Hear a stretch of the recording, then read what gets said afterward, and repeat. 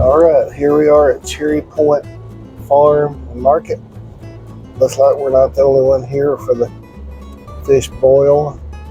Decades ago, I had the privilege of going to Door County, Wisconsin and enjoying a fish boil, which sounded slimy and horrible when I was told that's where we were going. But I went there and ate the fish, and it was not slimy. It was very good. White fish caught directly from the Great Lakes. And at the end, they had homemade pie and ice cream with fresh picked cherries. Going to see where the fish boil is going to take place. Looks like we've had a fire here before. Not the first time.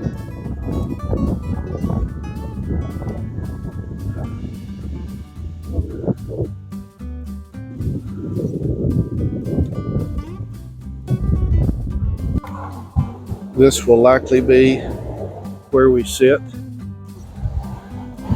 had to bring our own plates and forks to eat with. I suppose they don't have a dishwasher. Beautiful shade tree here to keep the picnic tables in the shade.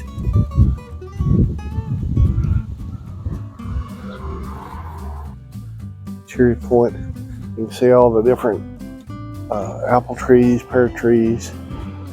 Got a little arboretum bridge, whatever you want to call it, going over to the over in the backwoods. They've got more vegetables. That looks like corn back there. There's the actual farm itself. The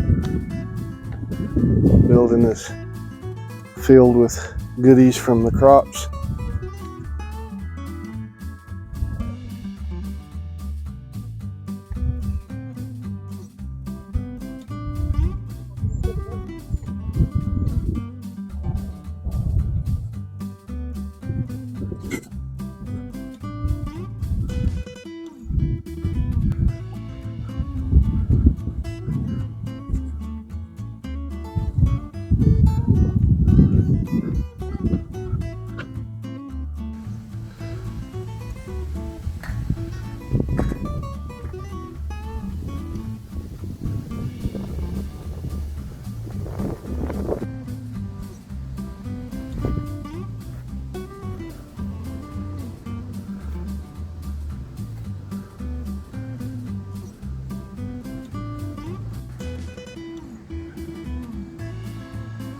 Setting up for the fish boil. There's the multiple baskets the potatoes go in before the fish. They've got cherry, oak, and several other hardwoods there that they burn. And the pipe that he's putting down there is the handle they'll use to put through the vats of fish and potatoes down in the fire.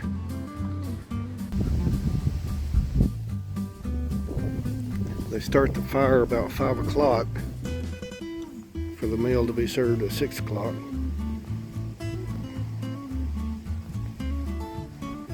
They very meticulously stack the wood vertically underneath the pot of water there.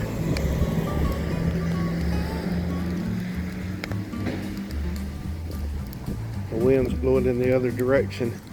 You see where the fire is in relation to where we're going to be sitting, and the wind is blowing the smoke opposite of where we're sitting, which is not natural. I'm used to the smoke always coming towards me. They say smoke follows beauty.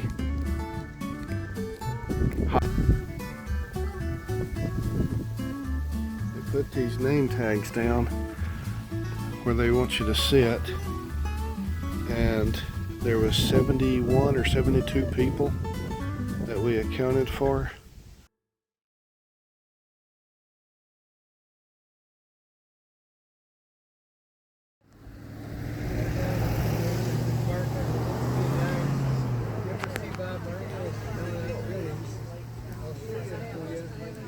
So he made a drink.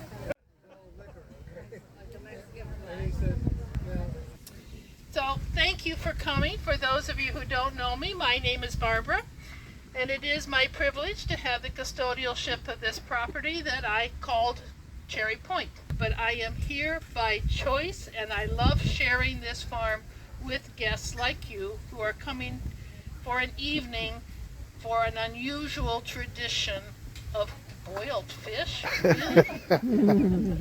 How many of you are here for the first time tonight? Okay, we've got some newbies.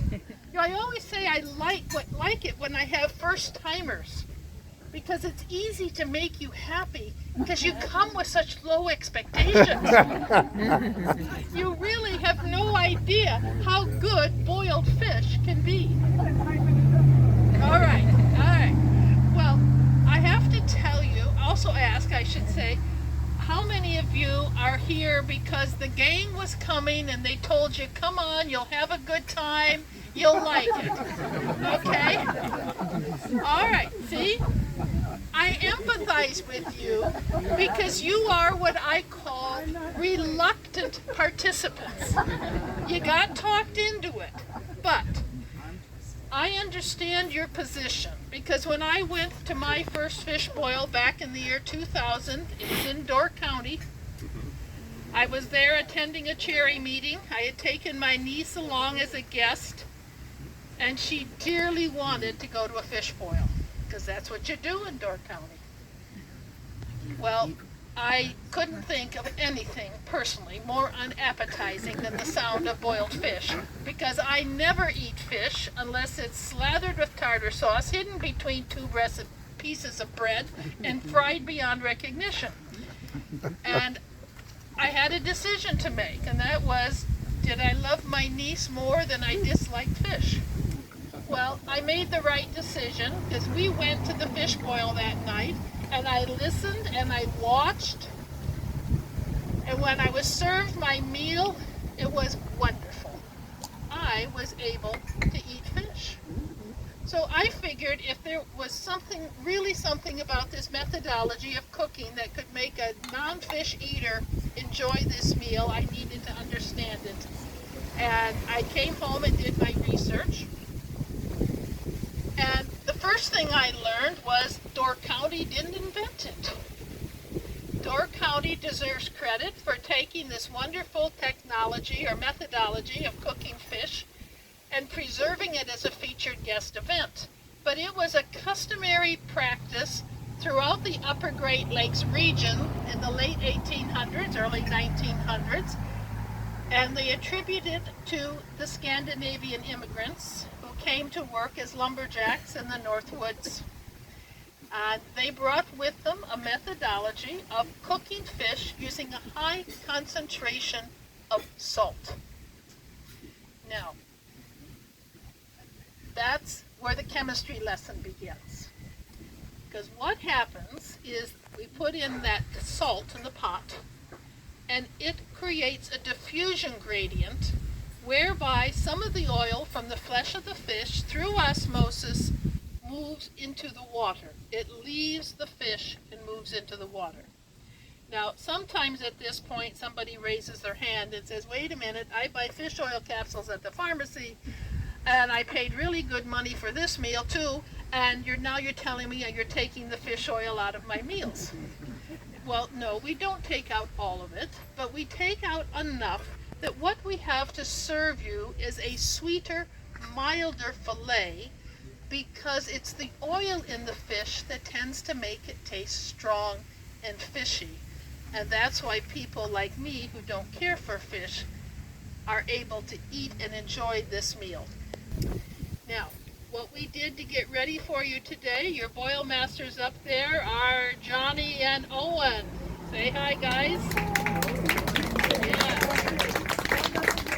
They came up out of the fields about 4 o'clock, made sure that the fire was built and the equipment was in place. The fire has to be lit around 5 o'clock. It takes an hour to bring that pot to a boil. When I came out and they saw that I was here, they added the salt. That was the first thing that went in the pot after it was boiling already, because salt increases the boiling point. Okay, can't put the salt in first or we might still be sitting here waiting for that pot to boil. Now, facetiously, we call the salt here a dash of salt. And you're a pretty good sized group tonight. So the fellas were supposed to put in 6 pounds. Oh, wow. Yeah.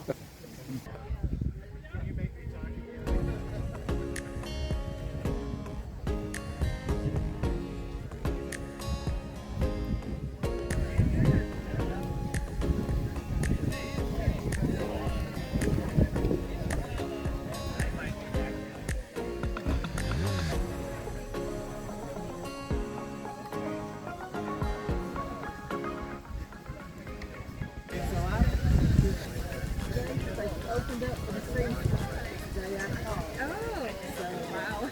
I got on the list.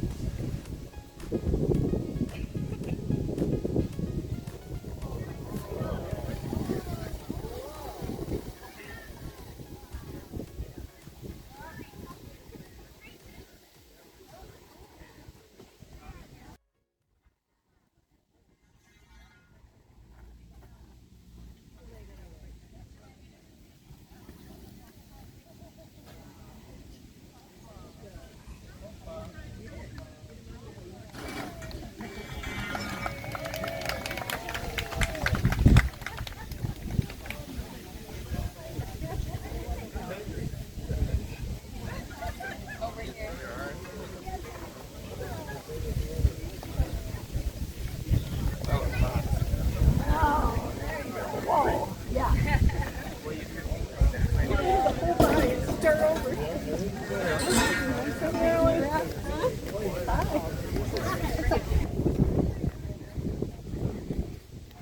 What'd you think?